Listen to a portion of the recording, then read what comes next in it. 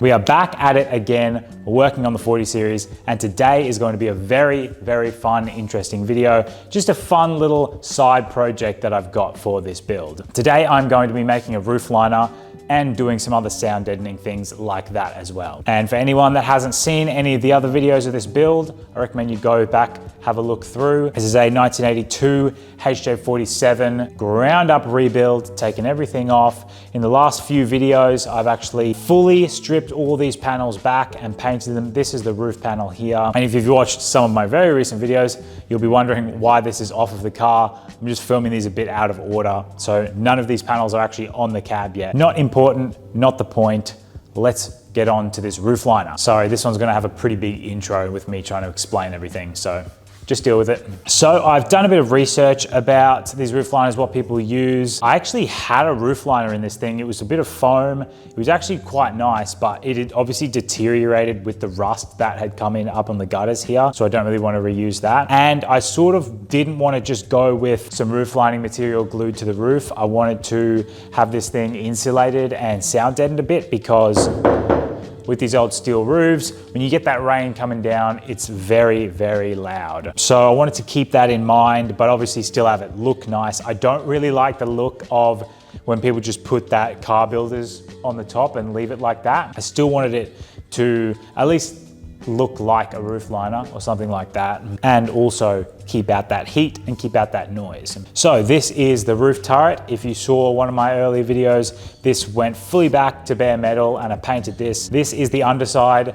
not fully painted because I knew I was going to be doing this roof liner, so it just needed to have a coating on it so it wouldn't rust, and obviously the main focus was up underneath these gutters here. This is obviously where I'll be doing the roof liner, and I will get into what I'll be doing, the measurements, the materials, all stuff like that. So what am I going to do? I'm going to do this in 3 different stages. First, I'm going to put the car builders res pads on here. I think it's the stage 1. It's just those, you know, silver foil sheets that you see they're stuck on, and that is to get rid of that real sort of reverberation and that loud clanging you get when you get that rain on the roof. And then next, I'm going to be putting this insul-Layer on top. This will go over the top of those res pads, and this will create the heat barrier, and also it'll give it a little bit of sound deadening, but most importantly, it'll give it that sort of foamy roof liner texture. So it'll sort of look like one sort of smooth sheet. I think this also helps with condensation a little bit. Not important, but just something. And then over the top, I have this generic foam roof liner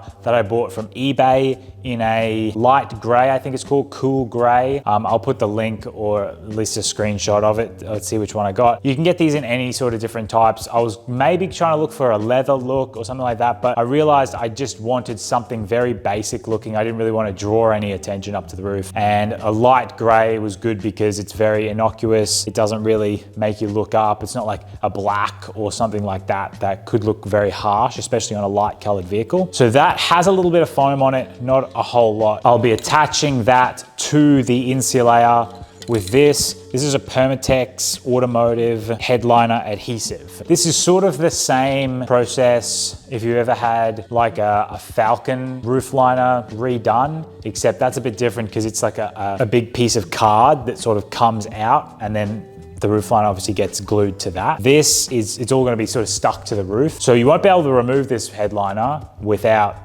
literally peeling the whole thing off. I'm fine with that, you know, if the trade-off is getting some really good sound deadening and insulation on the roof. So measurements. Measurements is a big thing. It's about 155 across. That's the actual surface, taking into the little dip, like the little curve over.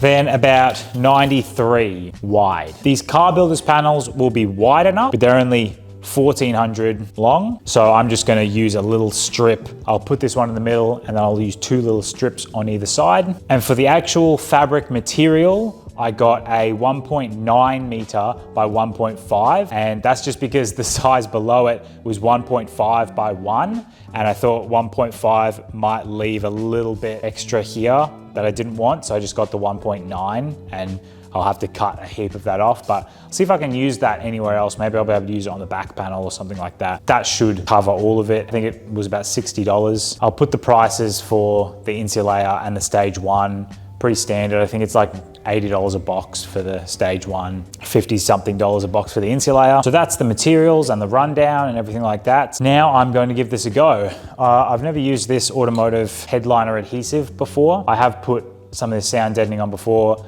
Pretty simple. It's all peel and stick for the stuff that I got here, so that won't really be a problem. So I'll just take you along for the ride. Probably won't need much explanation.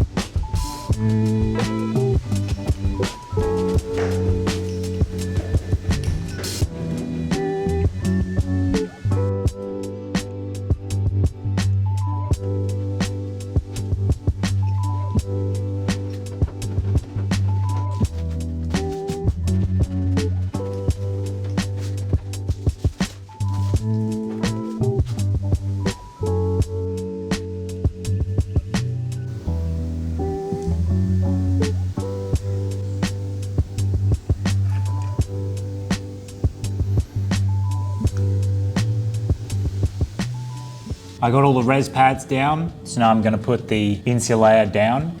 If anyone wants to know, this is 10 sheets to cover this whole thing. I also needed a little bit extra for a few little spots, but I got those from just one of the extra little bits. So 10 sheets will do this, and there's definitely more than 10 sheets in a box. I still have a bunch of sheets left. So if you wanted to do this on your roof, you only need one box. And it has completely changed how this whole panel sounds. It's like,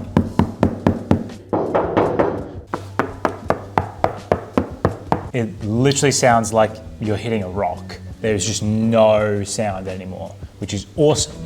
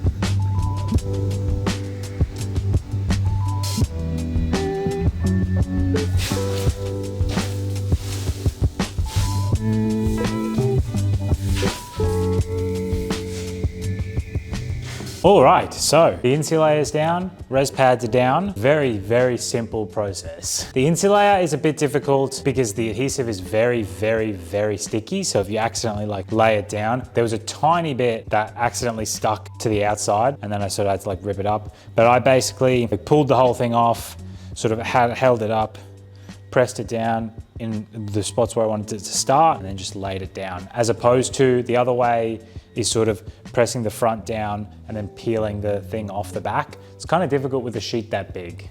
to be honest with you. It's probably easier cutting it into like 4 smaller pieces. I got it on perfectly fine. So now I have to cut this down to size. So I'm gonna start up on the end that is closest to the front of the car, that actually has the visible cutoff that you'll see here. I'm gonna start there so I can sort of try and perfect that and make it look good. Then I can move on. Now, I think I should be able to, if you get in real close, I can show you that there's actually a lip here that I should be able to stuff the material into, and that will sort of give it that nice clean edge, as opposed to just having it to stick it on and cut it perfectly. I'll do a little example. If I was to grab this, I can sort of stuff that in there, and then you sort of get a much nicer edge there. So that should help out a lot with actually making this possible. So I'm gonna get the start here perfect first before I touch any glue,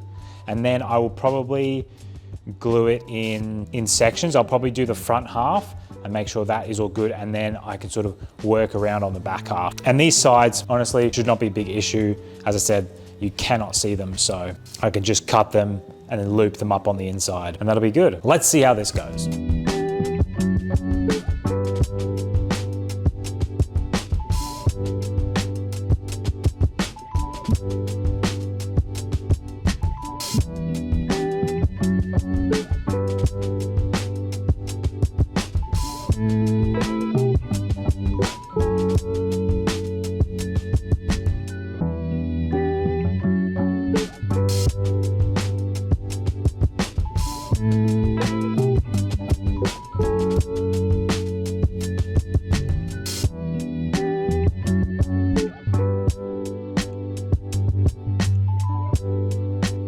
Okay, so what I'm doing here is just folding it around under, all right, and then obviously bringing it out so it's folded over like this, and then just cutting so there's, you know, quite a bit extra, so that when we put it in, sort of curl it under like that, and it goes right up to the edge.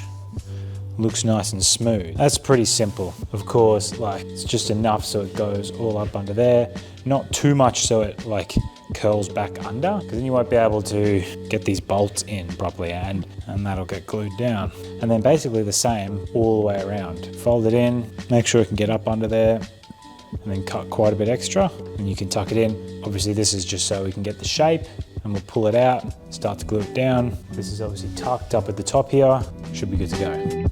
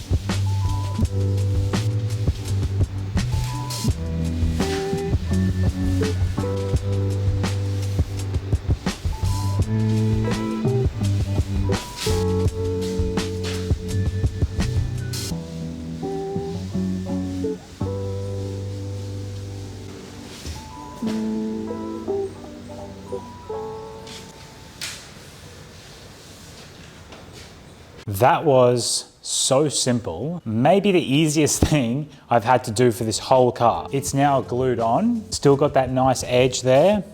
And as you saw in the video, all I did was pull it back. I did this way with that glue, and then this way, and then I sprayed it on the roof liner itself as well, and then literally just folded it back and then sort of pushed it so that all of the sort of air and creases got out, folded it back around, got some glue up under the underside, and it's glued on now. Just needs a little bit of a clean, I think. Wow, well, I didn't actually expect it to go that easily. So that's it for the roof liner. So I guess I will show you what it looks like when it's in the car. Okay, so now we can have a look at it when it is in the car. I've got the whole cab assembled now, and in my opinion, it's perfect. It's exactly what I wanted. A nice clean look. It's not like something super glary, and it's not like a black or anything crazy like that. It's a really nice color, I think, for this, because it's just sort of supposed to be a roof liner and not really the main part of the car. And the actual finish of it is very good as well. It was very easy. It looks really nice up the front where I've sort of pushed it under that lip. It gives it that sort of hard finished line as opposed to literally just cutting it with scissors and gluing it down. That's really nice. And obviously looped over the back lip so you can't really see any of the cuts back there, which is really nice. It just needs a little bit of a clean now because as I was putting the roof in, I was pulling it up and putting it down. I got fingerprints all over it. Anyway, that's not important. What's actually important is the sound deadening and the insulation that's underneath it. It literally just sounds like a rock. It's gonna be 10 times better than having that old, just, tin roof sound as you're driving through rain or anything really. So that was just a fun little video, the roof liner. I'm glad it actually was one of the ideas that came from my head into reality, because there's a lot of those that don't actually pay off, and this one actually did, which was nice. But that's it for now, and I'll see you in the next video.